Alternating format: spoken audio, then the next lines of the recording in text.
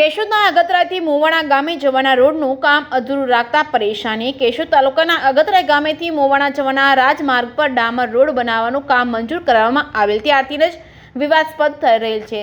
અગતરા ગામેથી મોવાણા જવાનો રાજમાર્ગ પર જૂનવાણી ગાડા માર્ગની ગાડી હયાત રહી હતી, જ્યારે રોડનું કામ મંજૂર થતાં કામ રાખનાર એજન્સી દ્વારા ખોદકામ શરૂ કરવામાં આવેલ છે। ત્યારે રાજમાર્ગની મધ્ય રેખાથી પહોળાઈ બંને બાજુ સરખી રાખવાને બદલે જો હુકમે અને મનમાની ચલાવી નિર્દોષ ખેડૂતોના બિનજરૂરી શેઢા ખોદી નાખ્યા હતા અને અસર કરતા ખેડૂતોની રજૂઆતો ધ્યાને લેવામાં આવી ન હતી।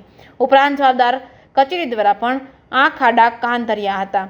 હાથમાં અગતરા ગામેથી મોવાણા ગામે જવાના રાજમાર્ગ ઉપર ડામર રોડનું કામ અધૂરું રાખતા ખેડૂતો અને પશુપાલકો ચોમાસામાં હેરાન પરેશાન થઈ રહ્યા છે।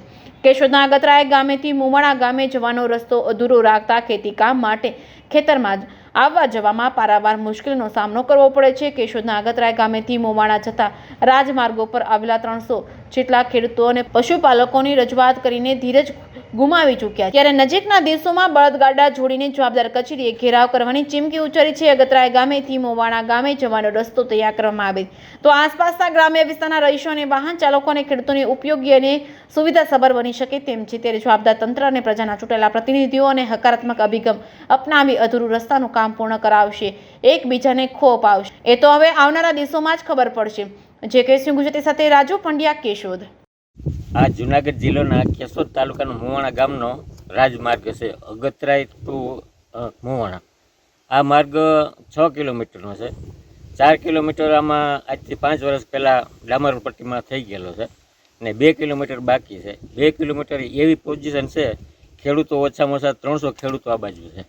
હાલવા માટે ચોમાસામાં 5 મહિના એવી પરિસ્થિતિ થાય, સમજી લો કે કોઈ માણસ ખેડૂત વાડીએ જઈ શકતો નથી, અથવા તો બીજાના ખેડૂતોની વાડીમાં થઈને જવું પડે, એવો આ માર્ગ છે, સમજી લો। એટલે આ અમે સરકારને ઘણી વખત રજૂઆત કરી, છતાંય સરકાર આમાં કોઈ ધ્યાન દીધું નથી। ચૂંટણી ટાણે મતદારો બધા આવતા હોય, અમે તમારું આ કાર્ય કરી દેવું, એ રીતે 5 વર્ષ વયા ગયા। ઓછામાં ઓછું હવે ખેડૂતોને આમાં લિમિટ આવી ગઈ છે, હવે કંઈક કરવું પડશે આમાં, સમજી લો। સરકારને પણ વિચારવું પડશે ને ખેડૂતો તો એટલા બધા ત્રાહીમામ પોકારી ગયા છે, સમજી લો કે હવે તો 15 દિવસમાં જો આનો નિર્ણય નહીં આવે ને તો એ કે બધા કે આપણે ગાડા બળદ સહિત કે બધા કચેરીમાં કે ધામા નાખી અને ત્યાં આપણે રોકાવું છે। બસ હું આટલું કહીને